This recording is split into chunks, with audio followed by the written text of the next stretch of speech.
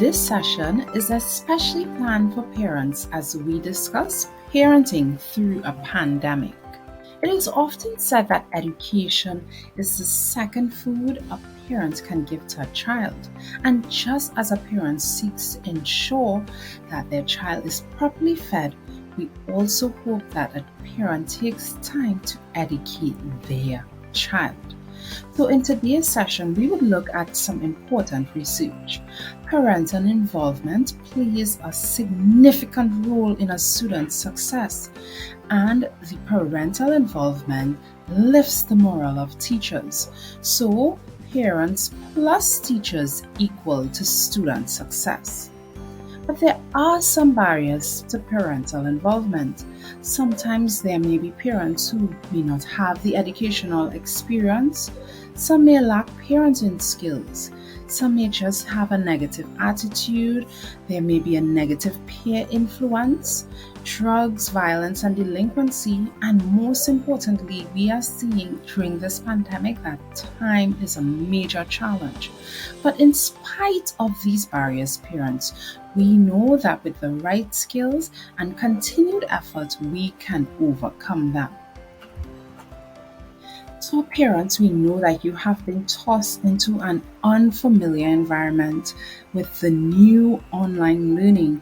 However, the first thing we would say is that you need to be familiar with these online platforms. Take some time, make sure that the devices have the apps, and that you monitor what your child is doing on these platforms.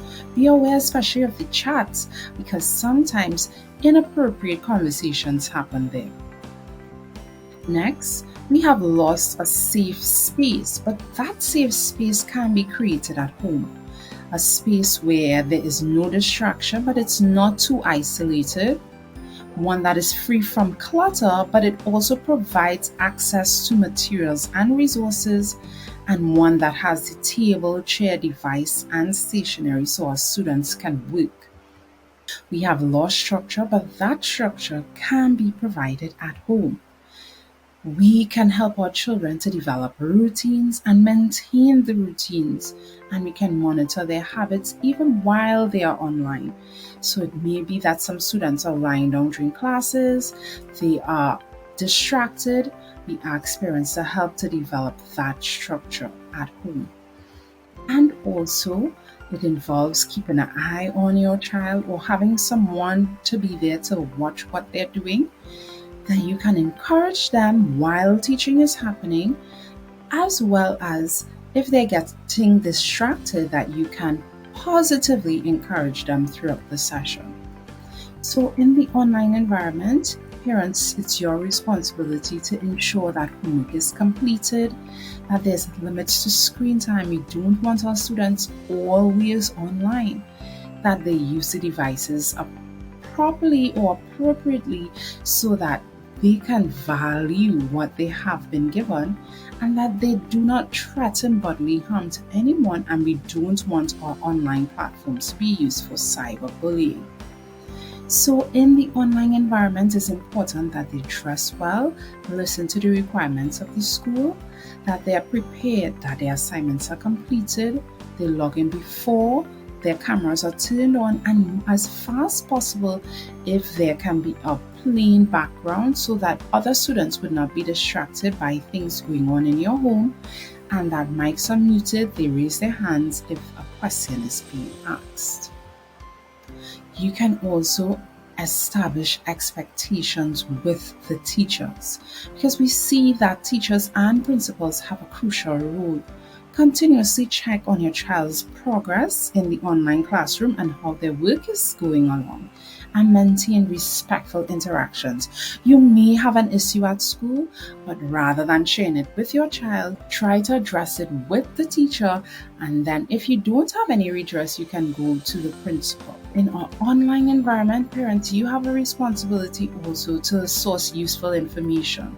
So we can get so many resources on the internet, and the Ministry of Education's website can provide some of this information. Also, It's important to know how to use the devices and platforms properly. So if your child needs to have an email address, write down the username and password. Get technical support because sometimes things go wrong with these devices. And you can look at videos on YouTube and do Google searches for simple troubleshooting solutions. Important that our students continue to socialize. It may mean that they play with their cousins or close relatives, but schedule time that your children would play. Have a family games night, and even they can play online, but we want our students to have that physical exercise because this is also very, very important. So, in every environment, parents, you have the responsibility to continue to motivate your child and encourage them. Show interest in them, the things that they like, their schoolwork, and their hobbies, and teach and model kindness as they are always looking at what you do. Things that we want to avoid as parents is being that secondary educator where you are also teaching along with the parent, and it can confuse and challenge the child because they are weighed down by your opinions and criticisms. Sometimes a parent may be too strict and rid their child from independent learning, and the child may become frustrated and demotivated. And there are other times where parents are overly supportive that the child cannot learn on his or her own, and this disrupts the child's learning rhythm. So these are some things that we want to avoid even in the online learning environment. So as we close, parents, we know that this is a difficult time, but you can seek help. It may be from a family member, someone in the community, or a pastor, but you can contact Student Support Services, and our number is visible on the screen presently. Children's Authority can be contacted at 996 and Childline at 800 4321. We want our children to be internet smart, that they stay safe, they don't give their personal information out, they don't ever plan to meet up with someone that they meet online. Accepting files is a no-no, so be careful of that, that the information that they source is reliable, and that they tell someone if something inappropriately happens while they are online. So we have seen an increase in trauma. Children are facing many traumatic situations. So here's how you can help. Playfulness, create an environment where there will be no shame, and through acceptance, the child's thoughts can be heard and accepted, even as you attempt to try to hear what they are saying. Your curiosity will allow them to share and be open in a non-judgmental environment. And you can have empathy by asking the open-ended questions, but showing compassion and support for your child. So in closing, it is said at the end of the day, the most overwhelming key to a child's success is not the involvement of the teacher or student support services, but the positive involvement of parents. We know, parents, that the challenge is great, but continue to support your children even through this process, and your positive involvement can reap many rewards now and in the future for our children.